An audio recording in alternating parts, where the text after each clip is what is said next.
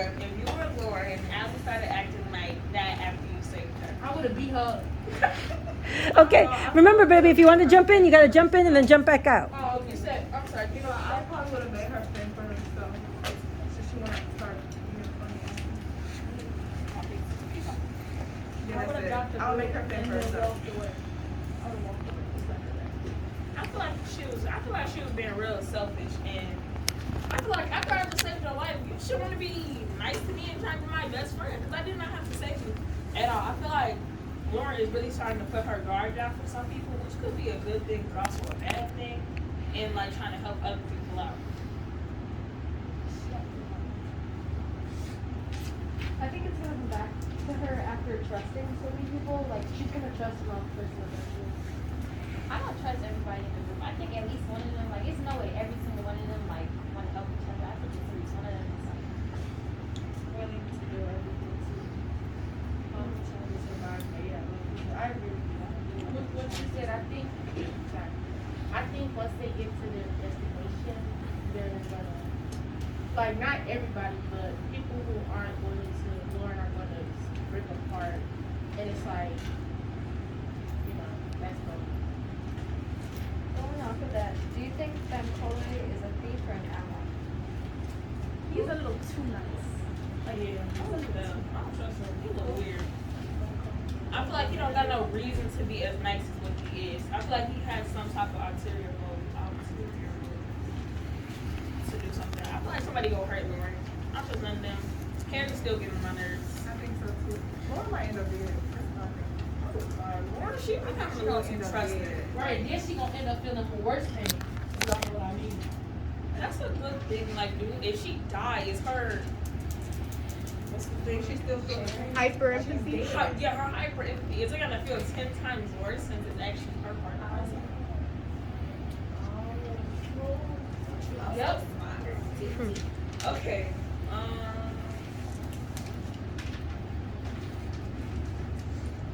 Do you trust Allie and Jen? Allie and Jen, why or why not? One of them seems nice, the other seems kind of rude. I don't know. I think I feel like Jill is like appreciative for the fact that they saved her. I feel like Allie, I think Allie is how Lauren was in the beginning. Not trying to trust anybody and not trying to put her guard down so her and her sister don't get hurt. Since, I mean, I understand because, like, your own dad was your pimp and, like, you trying to, like, I don't know. I feel like she has her reasons to be the way she is, but also you don't have to act like that towards her after she just saved her life. I think they're only walking with them to have protection when they say. I think a couple want, like, you could try to walk with them so they can get to their destination, like what Isis said. And then just like, do you agree with Lauren's Earthsea philosophy and why? I think he's got some truth to it, but Like, what part?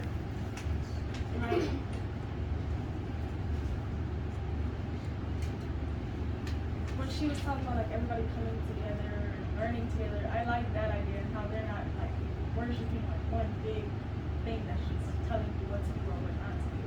Like, everybody has their own equal share. I definitely think when she was talking about how she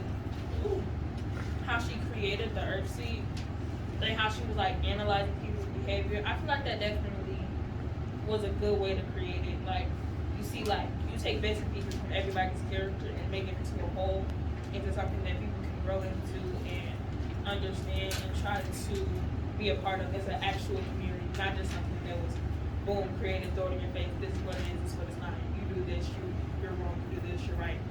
So I feel like I feel like it's really understandable. Yeah, I got another question. It's not fair, but like, do you think that Butler, like, do you think that she really, because when Zara and Harry, when they didn't use a condom, like, do you think that's like she emphasized that fact like for a reason? Like, do you think that Zara will get pregnant or something? And like, Yeah. but she really did keep her pregnant. I mean, I think it's not a time, this is not the time or place to be having children. It's just like, you could barely survive on what you got. So what makes you think like you can survive with a child? And it's like, I think I sent this on the paper that I have, but what do you call it? I feel like it's like pleasure is not needed. It is like, I don't know. It's just something that if you in the concept of every night you are seeing somebody seeing somebody being killed or their belongings being stolen, and you just want to like pleasure yourself, like that doesn't Right. that doesn't sit right. Like, you know, time and place. So I think if she like the author keeps like hinting it over and over, then obviously something like that they gonna end up having a baby. If she keeps like repeatedly saying it over and over. Okay, y'all think that. I think something completely different. I feel like, yes, the author is hinting it over and over again, not because she's gonna get pregnant, maybe, but just to bring out the fact, like how Isis set a time and a place for everything. How, yes, they're going through X, Y, and Z, but they're still making a time and a place, whether it's correct for the situation or not, to make themselves happy, as well as maybe it's trying to bring other people's opinion into it. Like, what would you do? Would you be trying to please yourself? Is this what's going on? Or would you be trying to worry about how you're going to survive? I feel like it's a deeper meaning to it than, yeah, Zara's going to go get pregnant here. but I think Zara's like that because like her background when she's coming up, she was sold off to basically a pimp when she was young. So it's like some people have those urges, and it's like it might not be no bad intentions to it, but it's like at the same time, like Lauren or other members in the group who like disagree with Zara and Harry are doing, they're not gonna understand like how she physically and emotionally like feels towards that, because like if you, I mean, I don't know. I've heard stories of people like who've been sexually assaulted, sold off, and stuff like that. They have like they're sexually hyped, or you know. So yeah. Going off of what you said, I think that, because you said there wasn't a time and place, I feel like in this situation, there's never actually going to be a time and a place. I feel like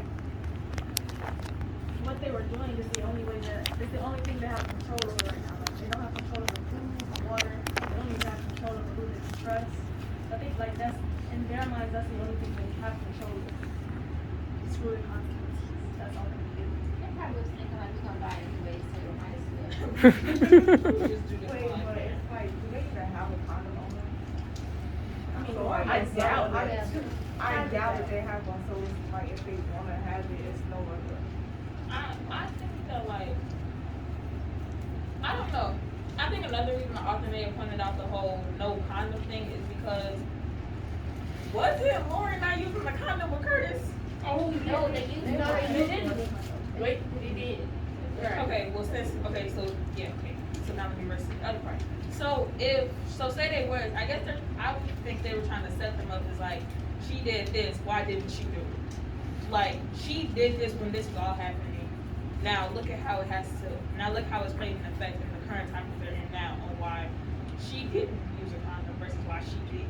Like different resources that the others have that they don't. I don't know. I think this was brought up in the last, when we had 2 weeks ago, the last discussion with us thinking like Carrie and Zara. I mean, like clearly, yeah, they got together, but I just like it's just something that's kind of triggering me. That's like Zara's possessiveness. I mean, I don't know. I sense a possessiveness over Carrie because she's like she questioned Lauren. She was like, "Are you jealous? Are you jealous?" It's like.